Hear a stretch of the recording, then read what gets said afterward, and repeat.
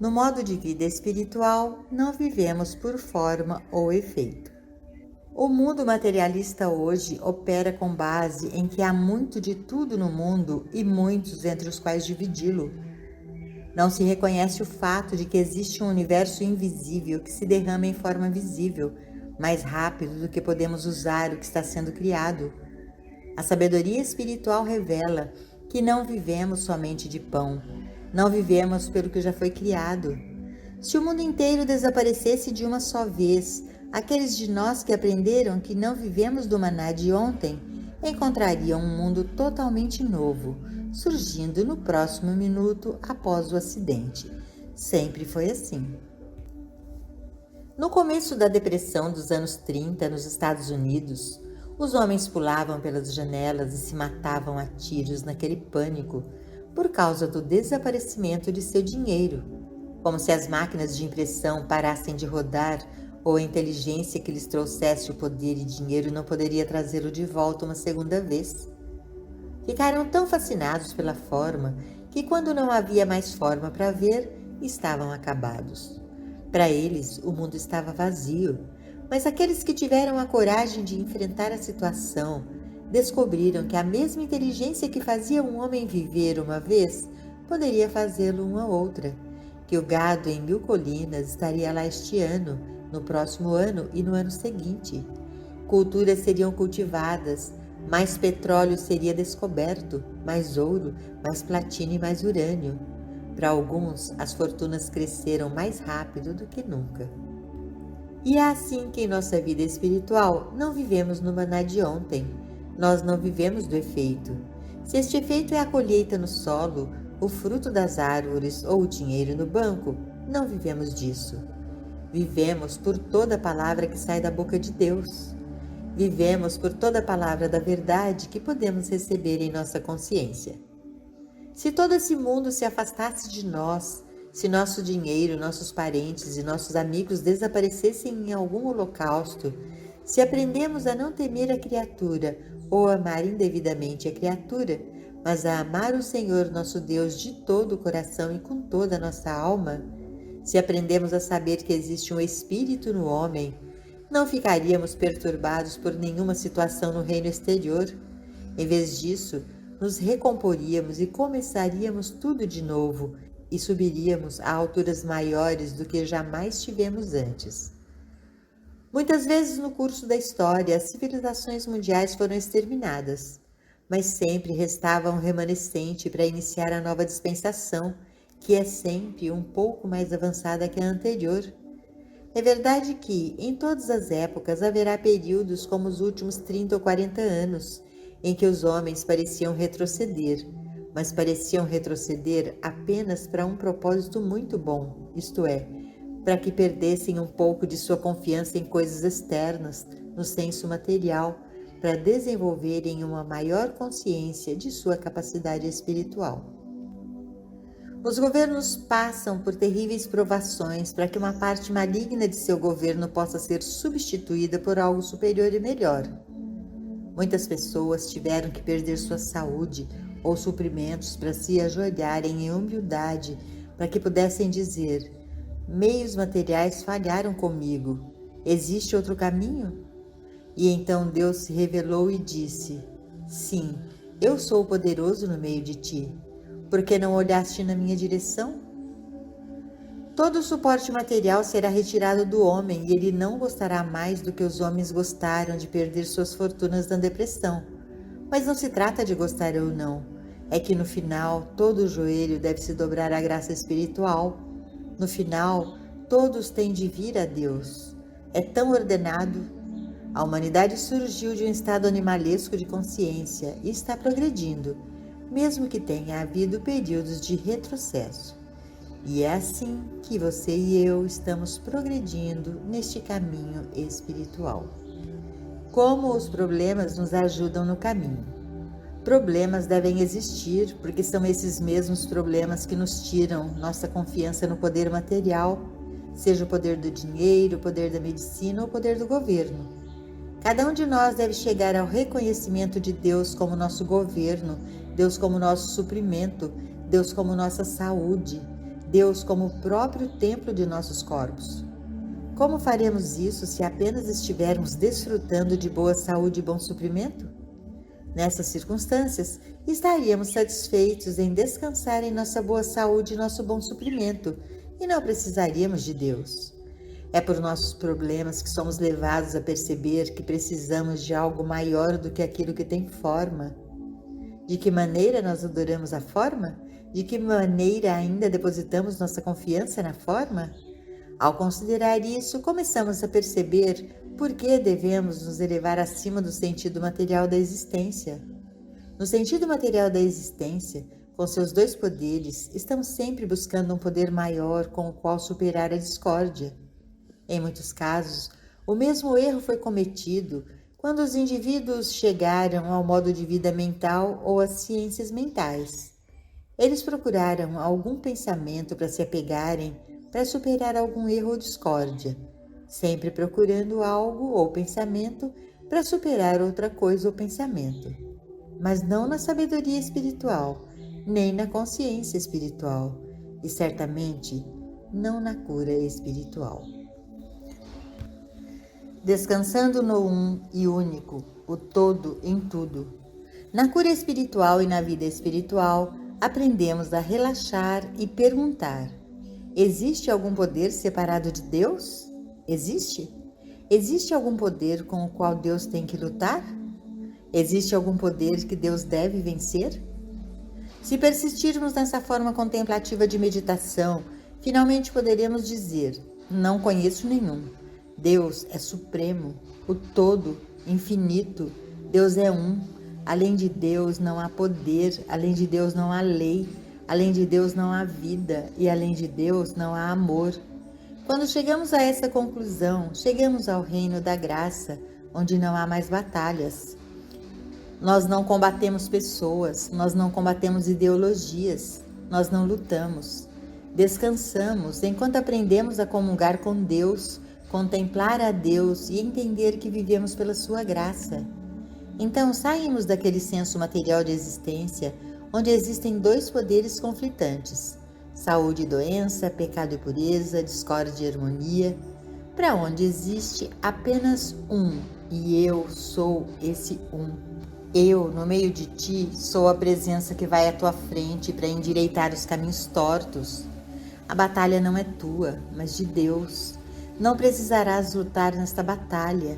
Põe-te em pé, aquieta-te e vê a salvação do Senhor. Esse é o estado de graça que está sendo revelado para nós. A batalha não é nossa. Deus é o tema central da nossa existência e Deus governa não pelo poder e nem pela força. Deus é espírito e ele não vence. Nós é que vencemos a crença de que há algo a ser vencido. Superamos o medo da criatura, aquilo que tem forma. Para um, é a forma de um germe, infecção ou contágio. Em outra ocasião, é o medo de uma falta ou limitação, o medo de uma greve, uma depressão ou uma guerra. Enquanto nossa confiança estiver nas formas, seremos obrigados a temer formas até chegarmos à conclusão de que forma não é poder, a criatura não é poder. Não vamos adorar a criatura mais do que adoramos ao nosso Criador. Somente Deus, o Espírito dentro de nós, é todo o poder. Se conhecemos a Deus, demonstramos a vida eterna, porque entendemos Deus como um estado divino, eterno e imortal da graça, agindo através da graça, amando através da graça. Não teremos mais medo do poder físico ou dos poderes mentais, pois viveremos pela graça. Não viveremos em uma atmosfera em que haja uma guerra contínua entre uma coisa e outra, nem mesmo uma guerra entre Deus e o diabo. Deus é tão infinito em tudo que não pode haver demônio. O diabo é absorvido diretamente na totalidade de Deus. E apenas dessa maneira, os assim chamados pecados e doenças da humanidade são absorvidos, até que não haja mais nada visível senão o corpo de Deus, eterno, imortal, para sempre e sempre.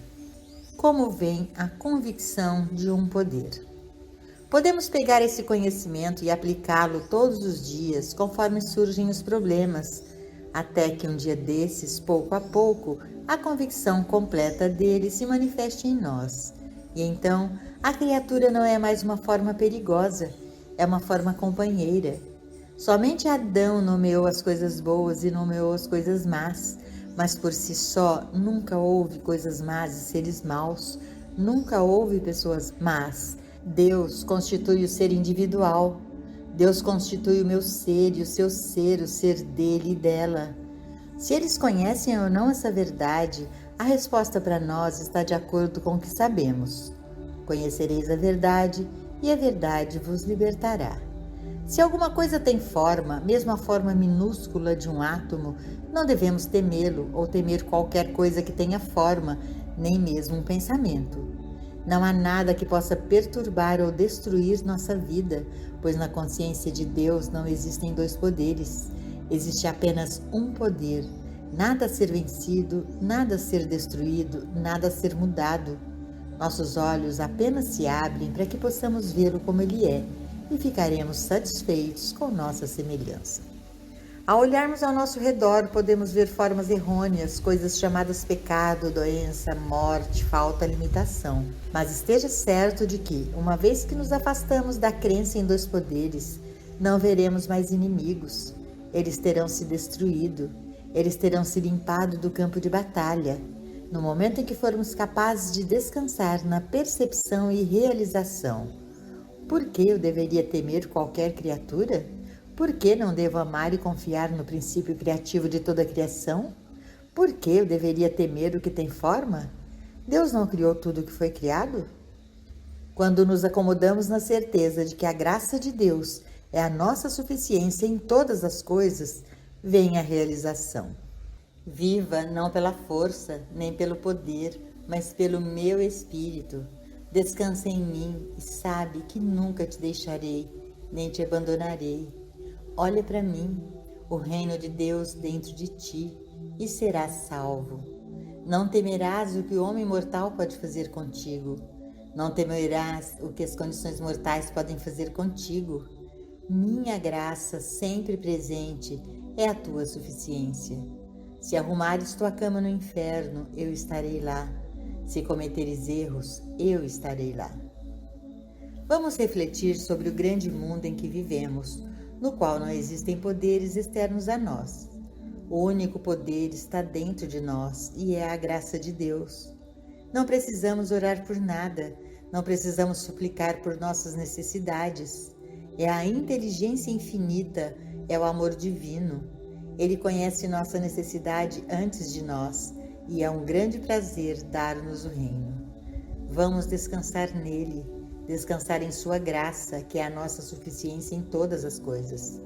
Sejamos observadores e assistamos à graça de Deus fluir, enquanto nos retiramos da batalha da vida, da luta para vencer, destruir ou mudar qualquer coisa. Nota de gabinete. Este é o ano e este é o mês do 200º aniversário de nossa Declaração de Independência, a qual tem decaído ao longo dos anos, enquanto declaração da igualdade essencial do homem e da herança legítima de liberdade e busca da felicidade. Embora o nascimento humano e esse mundo de aparências possam negar essa igualdade, é uma verdade eterna, porque Deus se plantou no meio de cada um de nós com sua infinita capacidade e potencialidade. A tese da igualdade sobreviveu a esses 200 anos, mas para muitos a igualdade é um mito ou desejo. Não é assim para os alunos do Caminho Infinito. É nosso privilégio e dever tornar o sonho dos pioneiros não mais um sonho de visionários, mas uma realidade. Como? Todos os dias, tenhamos períodos de meditação nos quais reconheçamos Deus como ser individual e cada indivíduo expressando todas as qualidades divinas, sem limitação.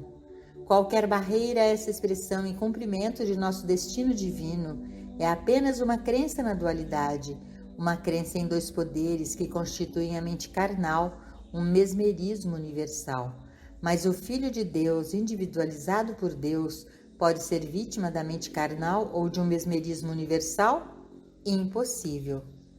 Nossa realização diária dessas verdades ajudará a nos elevarmos acima dos encargos desiguais da consciência humana e a revelarmos a liberdade, a expansividade e a glória da identidade espiritual.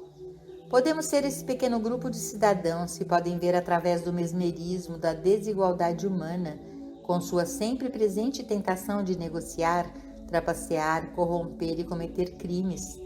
Podemos ser esses dedicados à eterna liberdade, à perfeição do Filho de Deus, bem aqui e agora, assim tornando o experimento nobre não mais um experimento, mas um fato realizado.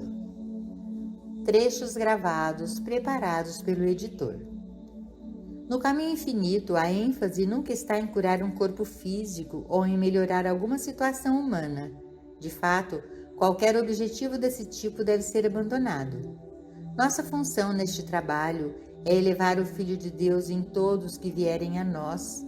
É por isso que a verdadeira cura é revelar a identidade espiritual do indivíduo, e isso envolve um processo de esvaziamento que exige uma morte para o sentido pessoal do eu e um reconhecimento do eu que eu sou.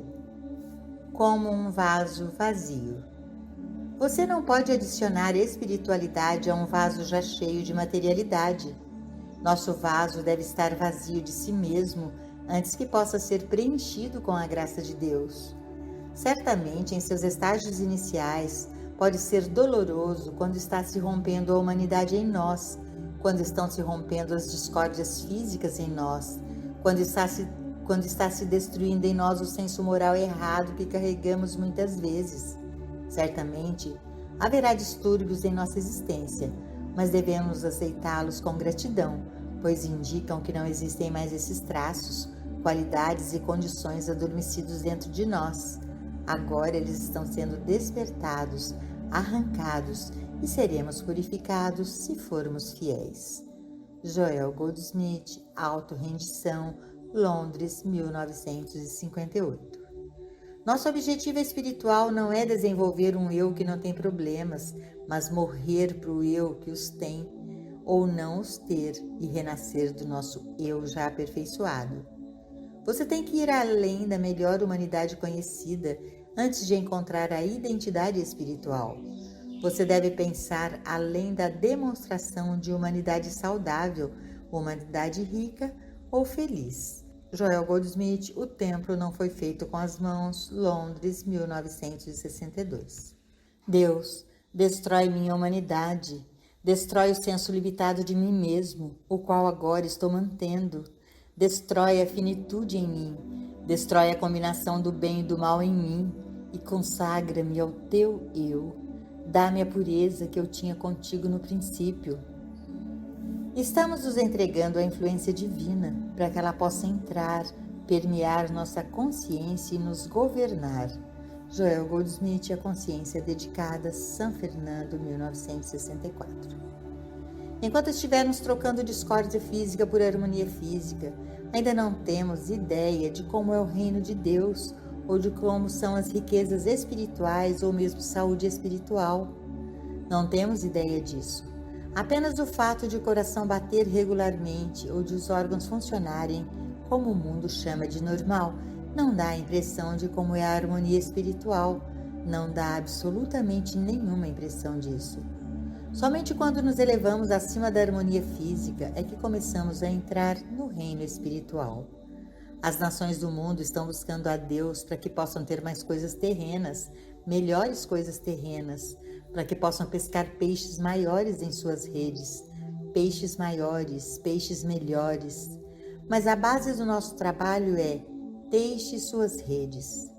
A base do nosso trabalho é deixar essa busca por mais e melhor bem humano e ter a consciência aberta às realidades espirituais. Joel Goldsmith, A Lei Cósmica e o Cristo Realizado, Kailua, 1955.